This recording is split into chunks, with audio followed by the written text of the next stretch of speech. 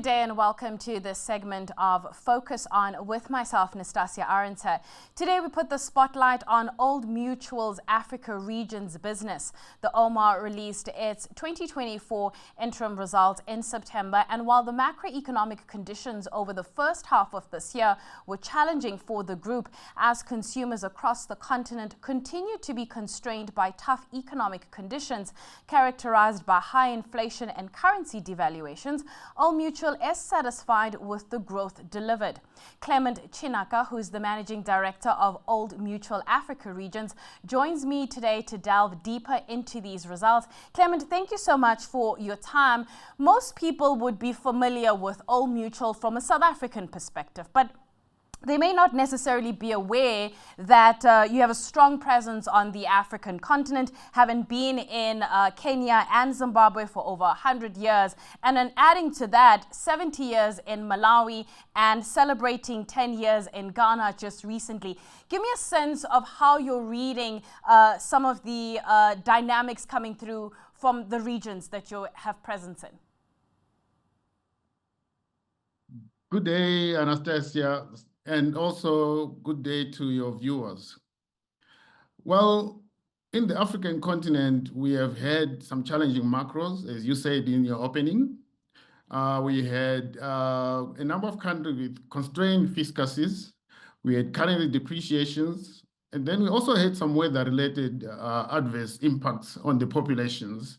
Most notably, we had the El Nino causing floods in East Africa and droughts in Southern Africa. So that's the kind of macros that we faced. But I'm happy to say, overall, the Africa region's economies delivered positive economic growth during this period, nonetheless. When you have all these macros sort of coming to the fore, does it force you to change strategy somewhat, or do you still stick with the strategy and control what is, I suppose, within your reach? Anastasia, our strategy that we have had since 2020 stays the same. It is a pretty robust strategy that can withstand all these macros. And we also benefit from the diversification that we have in the portfolio, that it is a strategy that continues to be the same. So just maybe for the benefit of the viewers, our strategy is mainly 4 pillars. We are focusing on profitable top-line growth.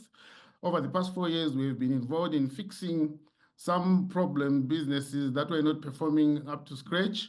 And then we are driving quite a bit in the mergers and acquisitions, and also going into partnerships to bring in new capabilities into the portfolio that we don't have, so that we can go market faster.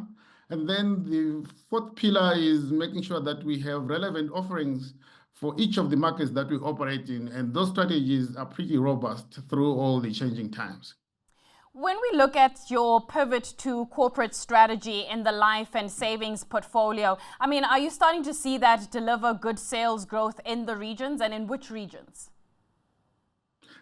The pivot to corporate strategy, Anastasia, is one where we say we have some small life insurance businesses, especially in East and West Africa. And at about 2020, a lot of them were still retaining losses. So the pivot to corporate strategy was meant to get those businesses to profitability faster. And we have focused quite a lot on Ghana, Uganda, Kenya markets. We have seen that strategy deliver good results for us, that our corporate businesses are now as big as the retail in Kenya and Uganda, which was quite small at 2020. And also those businesses have returned profits in the latest results. So we are quite pleased. If you look at Ghana operation, which was quite small, is now the largest provider of group life assurance in that market. You've seen improvement in net underwriting margins in Southern and Eastern Africa. Take me through some of the actions you've undertaken to improve both the claims management and the experience-based pricing. Anastasia, property and casualty business, our experience has been, we have found that quite a number of our peers in the markets, they were not pricing for underwriting profit. There was a lot of price undercutting, and we have come in and said, that is not how we do business as Old Mutual. We're an insurance company. If people want investment return, they can go and invest for themselves on the stock market. They come to us for our underwriting skills. So we are driving now an improvement in the underwriting margins in the property and casualty businesses. The number of actions that we have taken is quite diverse. We have in health insurance, the first thing that we have done is to have discussions with our service providers in the health insurance, especially in East Africa, to make sure that we manage the cost of claims from that perspective. We have also improved the use of data to analyze and understand exactly the types of claims that are coming and make sure that we price appropriately for them. And then the next piece is on the pricing space of the business, where we have made sure that we are not just chasing market share while charging sub-economic rates. So we have done through the whole chain from bringing business into our books to actual cost management within the company itself and then managing the cost of claims. However, I must add, managing cost of claims does not mean we decline claims unnecessarily. We still pay valid claims when we get them. A new area that we are focusing on, Nastasia, is managing the cost of fraud. We are now employing artificial intelligence-based techniques to try and detect fraudulent claims so that we can minimize the cost of claims. When it comes to managing, the cost of fraud and bringing in, technology to be able to prevent that, how prevalent has it been when you look at some of those claims coming through? Is it something that has actually been a massive issue? It is early days, but talking to a number of regulators, they will tell you in different markets that the fraudulent claims constitute anything from 20 to 30% of the claims that come through, especially in the property and casualty market. So it's a big opportunity to be able to identify that proactively and minimize the impact of fraud, which also is a problem. If we can get this right, we also make sure that we don't overcharge customers for claims that are not valid claims. So it helps everybody that everybody is doing business the way it's supposed to be done properly. In an environment that you're in, I can imagine it's quite competitive out there in terms of trying to keep market share, but also trying to keep your clients satisfied. How competitive is it in some of the regions, and where are you seeing the most competition? It is pretty competitive, Nastasia. I think in some markets, they have quite a lot of players and the market is very fragmented. And like you have these practices that I was talking about price undercutting. And that issue is quite prevalent, especially in East and West. So our initiative, like I said earlier, is to just make sure that we do things on profitable terms, which is, I think, the best way to make sure that we all are doing business in a sustainable way. Competition is something that we welcome. We work quite closely with our competitors and as well as peers in the markets to also make sure that we have good market conduct, which means we treat our customers fairly. Anastasia, I must say that our services on the African continent are not widely consumed. And some of it may come from low trust in the insurance industry. We are doing quite a lot of work to make sure that we improve the trustworthiness of our industry by practicing good market conduct principles in the way we do business so that people can trust our industry and they can come and participate even more.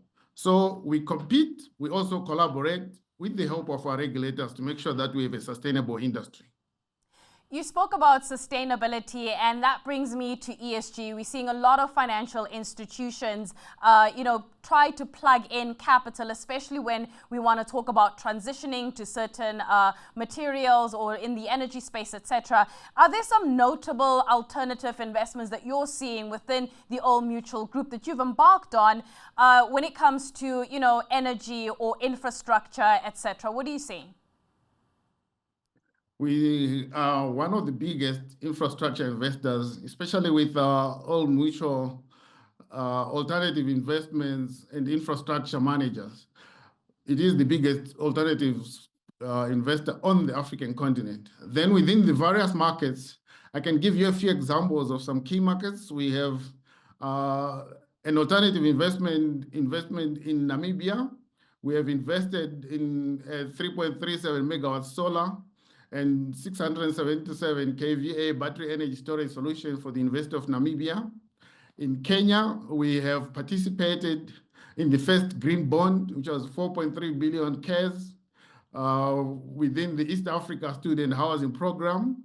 We have also done an investment in Zimbabwe worth about 21.5 million United States dollars in expanding the Central Grid Phase 2, which is a solar power project in the Nyabira area just outside Harare. It will introduce 22.5 megawatts into the national grid. In Malawi, we are into agriculture. We have Gala Nuts Macadamia Farm, which is 2,050 hectare venture with over 1,400 hectares irrigated. It uses sustainable farming methods with over 200 outgrowers in that area, creating over 1,000 permanent jobs. So there's quite a lot of diverse investments that we are doing. And some of this is also because in the markets that we operate in, we have small capital markets, and our foray into alternative investments is to give our customers exposure to more returns. In terms of outlook, I mean, you did mention that in your results presentation that you do expect the economic environment to continue to present challenges across your markets. With that said, what's the focus area then as you look ahead to the second half? The focus area for us is to continue on our strategy. Our job as Old Mutual Africa regions is to seek growth for the Old Mutual Group and also to bring in a meaningful contribution from the African continent to our South African operations. So that focus continues. We are coming to the end of the fixing phase of our strategy, and now we are looking to grow our presence in the markets that we operate, as well as we'll consider other new areas, other new markets as well in the medium to longer term. But right now, we are going to focus on making sure that we put our offering in the hands of more customers much faster. Clement, I look forward to catching up with you in a few months or so, but thank you so much for your time. That is Clement Chinaka, who is the Managing Director of Old Mutual Africa Regions, for joining us today. Until next time, goodbye.